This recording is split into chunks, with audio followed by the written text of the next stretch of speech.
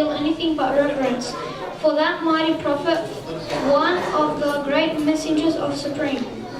And although in what I put to you, I shall say many things which may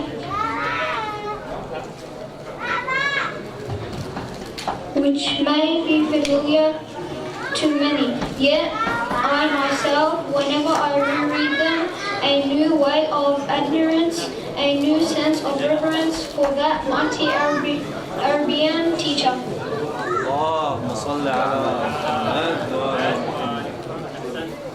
Sarojini Naidu, the famous Indian poetess, says, "It was the first religion that preached and practiced democracy. For in the mosque, when the call for prayer is sounded and worshippers are gathered together, the democracy of Islam is embodied 5 times a day when the peasant and king kneel side by side and proclaim, God alone is great."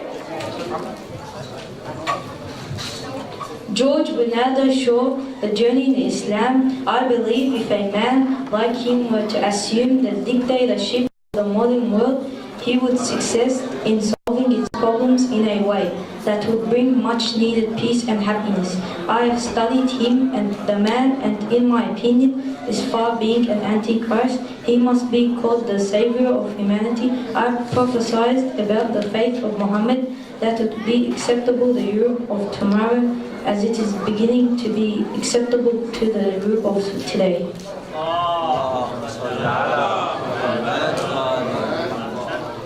Bosworth Smith.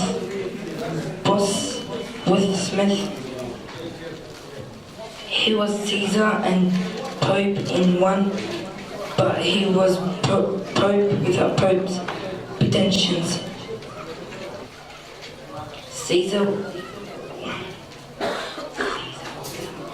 without the legends of Caesar, without a standing army, without a bodyguard, without a palace, without a fixed revenue. If ever any man had the right to say he ruled by the right divine, it was Muhammad, for he had all the power.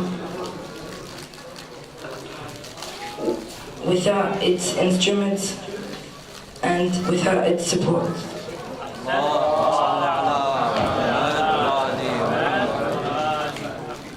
Gandhi. I became more than ever convinced that it was not the sword that won a place for Islam in those days, in the scheme of life.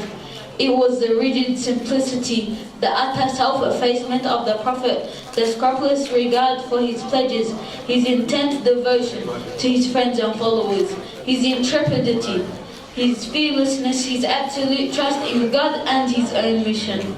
These, and not the sword, carried everything before them and surmounted every trouble.